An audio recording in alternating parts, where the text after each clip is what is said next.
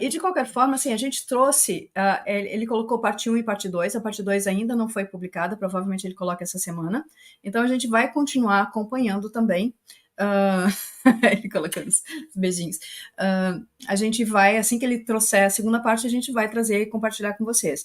E é muito interessante porque ele vai fazendo uma revisão histórica, quando se fala em arcas, desde quando a gente fala em arcas? E é interessante porque a gente já fez em outras lives que a gente falou das arcas, a gente trouxe esse conceito também. Por que vem arcas, né? Da onde vem essa ideia das arcas?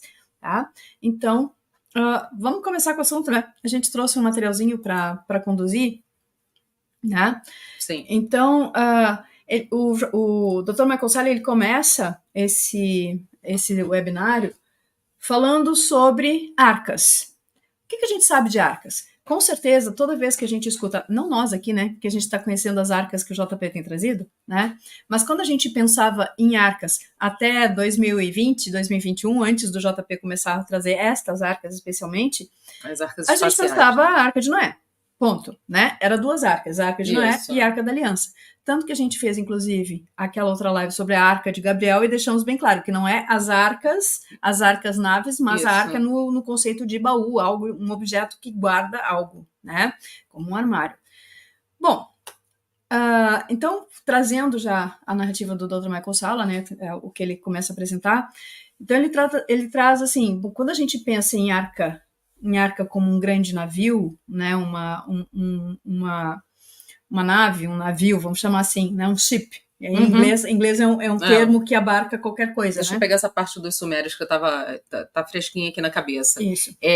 Isso relata, dentro das tábuas sumérias, uma datação de mais ou menos há cerca de uns 6.000 anos atrás, onde eles colocam uma arca, que aí tem um nome que é relativo a Noé, dentro dessas escrituras, falando sobre o material do que ela é feita, e dentro dessas escrituras sumérias, eles falam em madeira, tá? Em uma grande embarcação feita em madeira para comportar pessoas, animais e tudo mais que fosse necessário, porque eles receberam um chamado ou uma canalização, a gente pode chamar assim, naquela época, de que haveria uma grande, um grande evento, né, alguma coisa bem destrutiva, e eles precisariam construir uma embarcação para poder salvar as pessoas que habitavam aquelas vilas ao redor do local onde foi construída a arca. Tá? O interessante é que essa datação de 6.000 anos atrás, eles falam que conseguiram fazer a arca em 5 dias. Você fala assim, oi, como você vai fazer uma embarcação, né, naquele tempo em 5 dias? Aí a coisa já começa a ficar meio... E aí vou passar para a Anne falar um pouquinho aí sobre essas escrituras. Vai lá. Então, assim, claro que a gente pensa na Bíblia, por fazer analogia da Arca de Noé, mas existe um texto anterior à Bíblia, né, que é um texto sumério, onde vai narrar essa epopeia, né, com a história do dilúvio. E aí, o Noé da narrativa suméria, ele se chama Utnapishtim, ou Ziusudra. Né? Então, são os nomes pelo qual ele é conhecido. Mas, fora isso, a história é basicamente, até que o Aleph falando deles, exatamente isso. A história é basicamente a mesma que a gente conhece na Bíblia. O que, aliás, a gente vai comentar depois lá no nosso Proibidão, né? Porque a Bíblia, pelo menos o Antigo Testamento, ele também faz parte de uma coletânea de outros escritos anteriores a ela, né? Mas isso aí é para depois. A gente tem pelo menos 270 menções sobre essa questão do dilúvio, né? Em vários livros sagrados. É muita coisa. Né? Quando a gente fala em dilúvios ou mitos associados com uma grande inundação, são 270 civilizações diferentes, né? Tribos, enfim, são 270 narrativas de diferentes origens se referindo a uma grande inundação que cobriu, grande catástrofe, né? Que cobriu toda a Terra. Então, como a Jenny tinha falado, né? Esse é um trechinho que está nessa página, Ancient Pages, que ele fala que o deus sumério Enki, que depois ficou conhecido como Ea, na mitologia acadiana e babilônica, ele foi contra a decisão dos demais deuses, e então ele ensinou para os Ziusuda, por Napshitim, enfim, para que ele largasse tudo que ele tinha e se dedicasse a construir uma enorme arca, e aqui que chega a arca, né, chamada de a preservadora da vida, né? E a parte bizarra, que a Jeannie já antecipou, é que ele teria sido feita de madeira, né, pelo menos é o que eles alegam aqui, essa nave, né, esse navio foi feita de madeira sólida e tão espessa de modo que os raios do sol, do Shamash, né, não conseguisse brilhar lá dentro. E tinha que ter iguais dimensões em largura e comprimento. E aí a gente pensa assim, nossa, um barco tão largo quanto comprido, fica uma coisa meio circular, né? É estranho, não é uma proporção que a gente teria de um navio como a gente conhece. Né? Então, uma coisa redonda, será? Para ter o mesmo comprimento na largura e no comprimento? Mas, enfim. E o deus Enki, né? Então, ajudou a fazer não só o design, mas a construção dessa nave preservadora da vida. E a construção levou só. E a gente sumiu, apareceu de novo. Uma nave tão grande. Gente, dá um oi aí, porque nós sumimos aqui da tela. Tá, bom, acho que tá. Acho que tá. Então, uma nave grande desta forma, capaz de levar uma quantidade enorme de pessoas e de animais, e tão espessa a ponto que não tivesse tão sólida, para que o sol não brilhasse dentro, e construindo em 5 dias, né? Te falo em tecnologia, te falo em grande capacidade do Ziusudra para conseguir fazer isso, né? Então, vamos tirar daqui que a gente fica elocubrando. Vamos tecer comentários, né? Isso. A gente gosta. Então, dessa primeira arca, né? Considerando que não seja a Arca de Noé, que seja a arca suméria, né? Será que era arca mesmo? Será que era um navio? Né? Porque, afinal de contas, ela não parece que ia ser flutuando. Em algumas partes do texto, parecia que ela estava submersa. Ia submergir, de alguma forma. Isso. E o que relatam ali no texto, né, nos textos nas tábuas sumérias, dá a entender que ela era coberta. Ela não era vazada como a gente tem vários desenhos da Arca de Noé, que criança não viu, né? É tão bonitinho aqueles bichinhos, a girafa com a cabeça lá passeando na proa do negócio. Enfim. A gente acabou construindo essa ideia da arca como um navio. E bem esses tempos eu né? estava vendo, tem um programa que foi feito pelo museu, eu não me lembro qual é o nome do museu, mas ele estuda essa parte suméria, acho que é o Museu Britânico. E tem um especialista que é uma figura muito engraçada, que ele tem um barbão branco enorme, assim, e ele dá umas palestras. A barba parece Papai Noel. Depois eu vou colocar esse vídeo, gente, vou achar esse vídeo de novo e vou colocar no nosso Telegram do canal. São eles que tentam construir, né? Fazer uma porque eles fizeram, esse pesquisador, ele é especialista em escrita cuneiforme, tá? Inclusive, vocês acham vários... Olha, a Toriane mora em Dona Francisca, a gente teve aí, menina, né? Mora no paraíso. Desculpa, voltando, né? Volta? Então... A Bia tá rindo da gente. Tá? Tá falando então, ele é especialista, é especialista em escrita cuneiforme. Vocês acham aulas dele no YouTube ensinando a ler e a escrever, fazer a escrita cuneiforme. Lembrando que a escrita cuneiforme, ela teve uma evolução ao longo de várias dezenas, centenas de anos, porque ela se mistura e hoje até fica meio difícil a gente saber a diferença, para nós leigos, entre o que é uma escrita cuneiforme suméria, que é a mais ancestral, isso depois vai virando acadiana, babilônica, né? Então... tudo deriva daí, tá? Inclusive os nomes dos deuses, as epopeias, elas vão sendo adaptadas de uma civilização para outra, aquela coisa que uma civilização substitui uma outra mais antiga e vai fazendo as suas adaptações.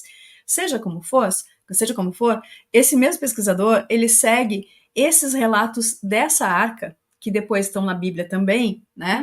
Dizendo as dimensões e quais os materiais que foram usados para construir. E ele cria um protótipo em escala pequena. que acontece? E aí é uma coisa bizarra, porque é um barco redondo. É um barco redondo todo fechado. E eles ficam assim, cara, isso não vai flutuar. E eles resolvem fazer um teste, jogam o negócio na água, o negócio flutua, né? Mas assim, é quase que ingovernável, né? Ele se dirige sozinho, não tem leme, não tem coisa nenhuma. Então, é tipo assim, é uma cápsula onde seja o que for, tá presinho ali dentro, seguro, né? Esperando seja o que for que vai acontecer do lado de fora, passar. Tá? Então, essa narrativa. Eu vou achar esse vídeo porque é muito divertido, ele mostrando passo a passo e nos dá uma certa visão do que teria sido a Arca. Sim. Nesse webinário, o Dr. Michael Salla, ele cita o exemplo de um pessoal da onde foi? Foi de uma universidade da Utah, não sei qual foi o estado.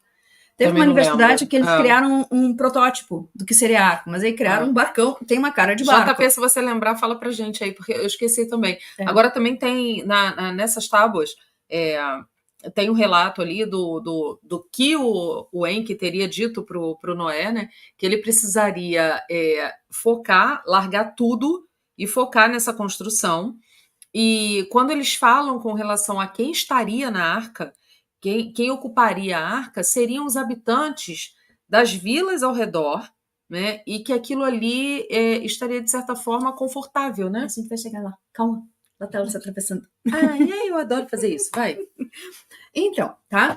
Claro que quando a gente pensa assim, um barco, uma arca, ou seja o que for, capaz, grande o suficiente para abrigar um casal de cada espécie, que é o que a Bíblia nos diz, né?